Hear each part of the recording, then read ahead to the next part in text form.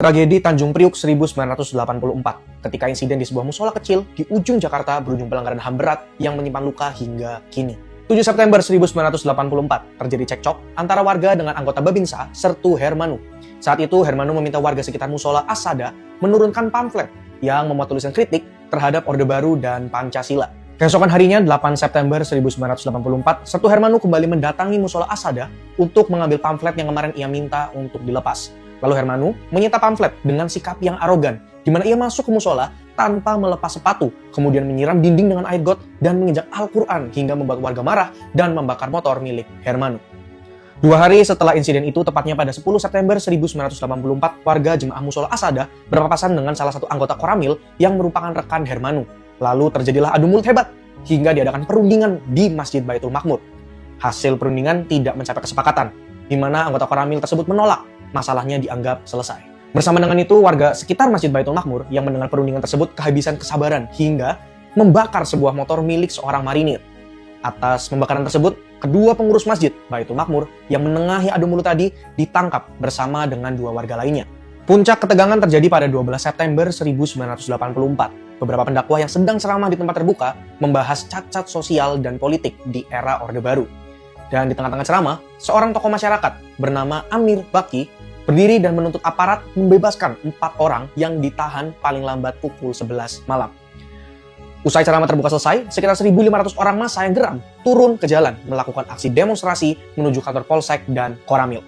Di sepanjang perjalanan, massa merusak bangunan-bangunan yang ada. Namun, setibanya di jalan protokol, tepatnya di Jalan Yosudarso, militer sudah bersiaga. Massa langsung dikepung dari 2 arah dan ditembaki secara membabi buta. Bahkan aparat juga menembakkan basoka ke arah kerumunan. Korban yang berjatuhan dilarikan ke RSPAD Gatot Subroto. Sementara itu, mobil pemadam kebakaran didatangkan untuk membersihkan jalanan yang dipenuhi darah.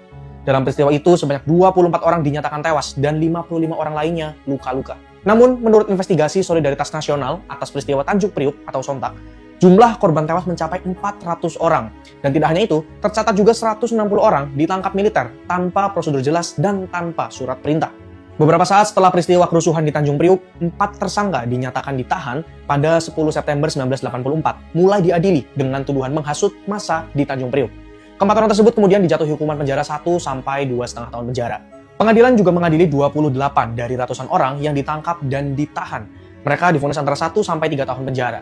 Lalu terdapat juga aktivis yang dijatuhi hukuman 18 tahun penjara dan penceramah yang terancam hukuman mati karena ceramahnya yang mengkritik pemerintahan Orde Baru pada saat itu. 14 tahun setelah itu, Indonesia mengalami reformasi pada tahun 1998. Pemerintah Orde Baru tumbang. Namun bagaimana nasib tragedi ini?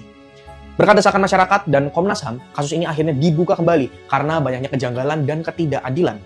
Komisi Penyelidik Pelanggaran atau KPP HAM yang baru dibentuk saat itu menyebut ada 23 pelaku peristiwa Tanjung Priuk 1984 dan sebagian besar adalah aparat militer.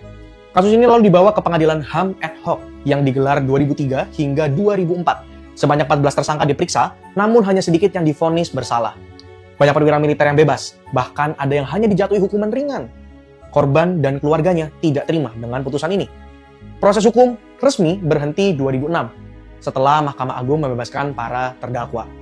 Dan hingga kini, kasus Tanjung Priuk masih jadi tuntutan publik dan organisasi HAM untuk diusut kembali. Menurut kalian, gimana? Perlu nggak kasus ini diusut kembali? Coba komen di bawah.